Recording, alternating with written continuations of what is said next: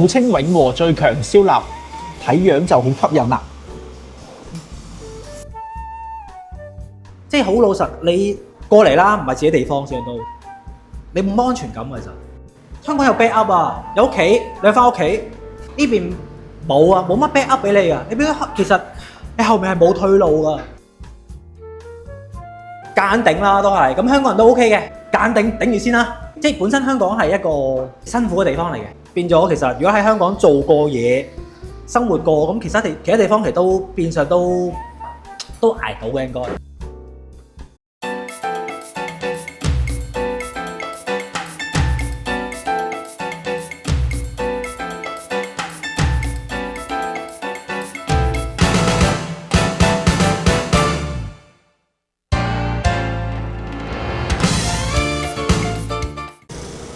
謝生，我哋今日嚟食咩啊？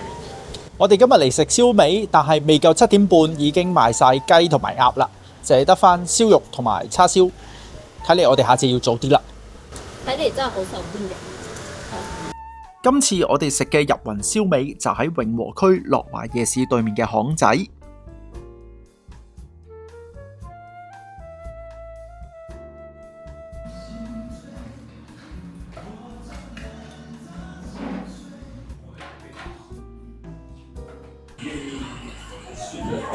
個皮真係好脆啊！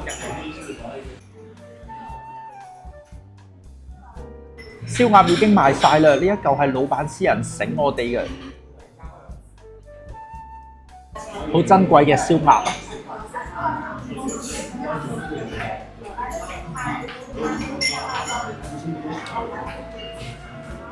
個皮好香啊！除咗燒味好食，估唔到檸檬茶都有驚喜啊！真係香港味，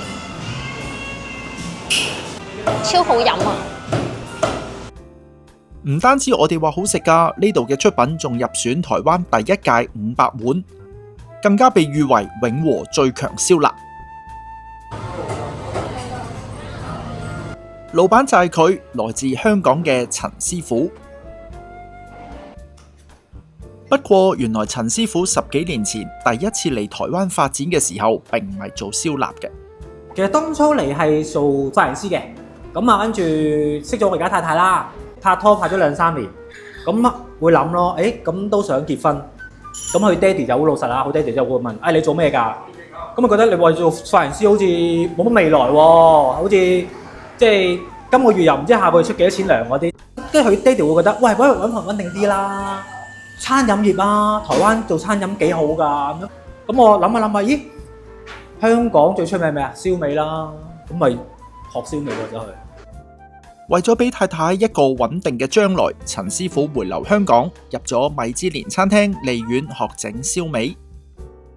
情況係當然你32歲先真係轉行就惡劣啦，係咪先？即係始終米芝蓮餐廳屬於係有啲要求。咁同埋中菜啲師傅都比較粗線條啲啦，我哋叫做，即係每日都俾人鬧得幾犀利咯。咁同埋會，即係其實都幾辛苦啊！講真，帶住阿媽翻工咁滯，真係講真，即係難聽，真係日都鬧，日都即係鬧到都係試過喺後面喊咁滯，真係呢樣係真嘅。嗰陣時就係想放棄，好辛苦，但係冇辦法都係夾硬嚟咯，咁樣係咁捱到而家咯，係啊。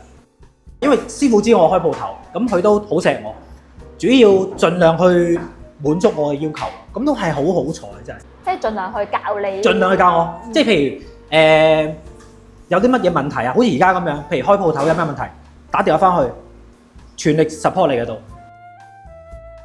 經過多年努力，陳師傅終於練出一門好手藝，之後就翻到台灣，喺5年前仲開咗自己嘅燒味餐廳。疫情前段未爆嗰陣時就頂嚟做，咁頂完就唔好彩啦，真係爆咗啦，咁啊跟住咪喺度堅守陣地咁樣，咁差啲都放棄啊講真，因為嗰陣時唔可以內用啊，唔可以堂食啊，其實一日做緊幾百蚊生意，即係你燒晒啲嘢出嚟，可能一隻鴨都賣唔到。我第一次做老闆，即係好多嘢請人啦，同啲員工相處啦。咁呢都係問題啦。喺邊度嗌貨唔知，有咩規矩唔知，有咩規條唔知，咩都唔知。咁變咗咩都係行一步算一步咯。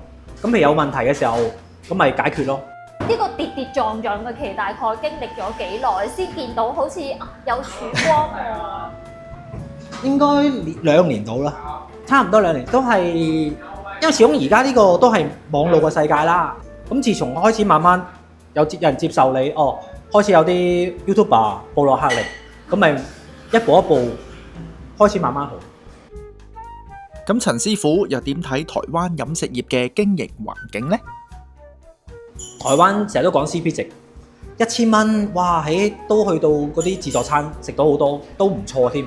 咁變相你要去競爭呢塊，其實好難，真係除非你有特色啦，同埋真係有一啲非食你不可嘅理由啊！喺我角度嚟講，咁可能有機會成功。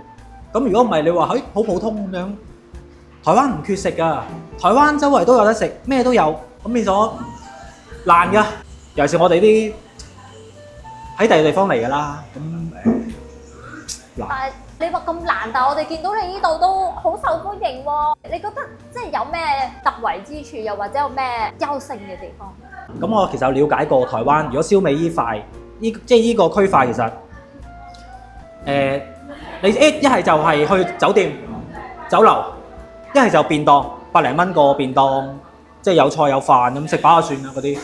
咁變咗好似中間好缺咗呢塊，我覺得可以去好似酒樓咁樣，咦出個晚市套餐嗰啲例牌啊嗰啲做下試下，起碼寒地唔同先啦。咁你個價錢高咗啲，咁你成本可以拉翻高啲，咁做啲嘢咪可以精緻少少咯。一定要計謀，因為講緊咩都係錢嚟㗎，即係好老實，你過嚟啦，唔係自己地方上都。你冇安全感其實，講真，就算你而家做生意做咁好，喺度結晒婚，你始終即係同香港比，香港有 backup 啊，有屋企，你翻屋企，喂我唔掂走落去，打開份報紙，走去啲群組度揾工，一定有。呢邊冇啊，冇乜 backup 俾你啊，你變咗其實你後面係冇退路㗎，你唔去諗清楚啲，到時你搞唔掂，即係你嘅錢又帶咗過嚟開鋪頭冇晒，咁你點咧？你自己個人到而家有咗個安心嘅感覺未啊？當然一定係冇啦。雖然我有身份證，我而家有結咗婚喺度，但係你唔可能同人講話我係台灣人咁樣，冇可能㗎。即係好老實始終你喺香港住咗30年，嗰個身份係改變唔到啊！即係我只係咁講，香港係一個避風港，你而家喺出面遊走緊啫，唔得，起碼翻個避風港，感覺唔同咯，都係始終屋企人喺嗰邊啦，咁變咗係有差咯。會唔會回望當日，即係都好感謝自己冇放棄啊？都可以咁講嘅，都係冇路行啦，夾硬頂啦，都係。咁香港人都 OK 嘅，即係香港人呢樣嘢都係精神都 OK 嘅，夾硬頂住先啦。都係即係本身香港係一個即係辛苦嘅地方嚟嘅，即係住又住一世啦，咁啊好速度好快啦，咁啊上班即係翻工時間又好長啦，咁呢都係屬於即係少林寺嚟嘅，喺我角度嚟講，即係香港屬於一個少林寺嘅地方嚟嘅。咁你變咗其實如果喺香港做過嘢、生活過，咁其他地方其實都變相都捱到嘅應該。純粹從個生活嚟講，你會中意台灣嘅生活定還是香港嘅生活？各有各好喎，好老實。即係講真，其實每一個地方都有佢好嘅地方，好埋。咁你話譬如你問我台灣，如果你今日唔使翻工退休嘅，絕對好地方，有山有水，咩都有。咁但係你話如果你喺度要奮鬥，咁啊辛苦啲咯。咁你香港始終自己即係住咗好多年，根啊掛住嘅。雖然而家咁樣，即係而家咁樣點樣就唔講啦，係咪先？咁但係